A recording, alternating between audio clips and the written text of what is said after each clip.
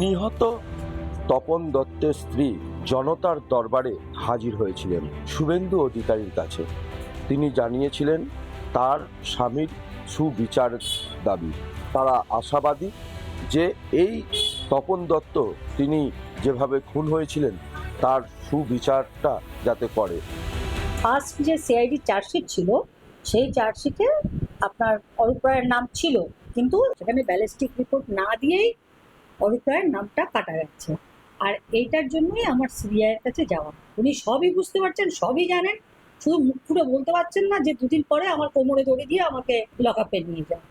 প্রাক্তন মুখ্যমন্ত্রীর ঘনিষ্ঠ থাকার ফলেই কি সেই কেসগুলো আজকে? হ্যাঁ, কিন্তু অরূপ রায় তার বিরুদ্ধে যে অভিযোগ আনা হচ্ছে তিনি একেবারেই চার্জশিটে নাম নেই বলেই অস্বীকার করছেন।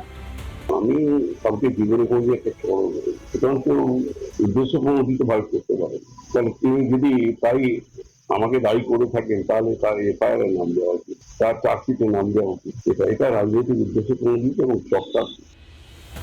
এই ঘটনা তার যেহেতু চার্জশিটে নাম না থাকার ফলেতে তিনি একেবারে নাকি ছাড়া পেয়ে গেছে। তবে নতুন সরকার আসার পর থেকেই এই ধরনের ঘটনা আর চাপা থাকবে না দাবি করছেন তপন দত্তের স্ত্রী প্রতিমা দত্ত।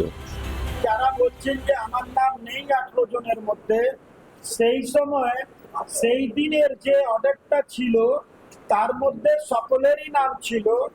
আর ওই নামটা পরের দিন একজন পুলিশ অফিসারকে সরানো হয়েছিল, ওই নামটা তারপরে বাদ। হাওড়া থেকে প্রসেনজিৎ অধিকারী রিপোর্ট, রিপাবলিক বাংলা। নানা ধরনের কন্টেন্ট দেখার জন্য লাইক করুন, শেয়ার করুন আমাদের ফেসবুক পেজ, সাবস্ক্রাইব করুন আমাদের ইউটিউব চ্যানেল। পাশাপাশি অন্যান্য ব্রেকিং নিউজের জন্য অবশ্যই চোখ রাখুন রিপাবলিক বাংলায়।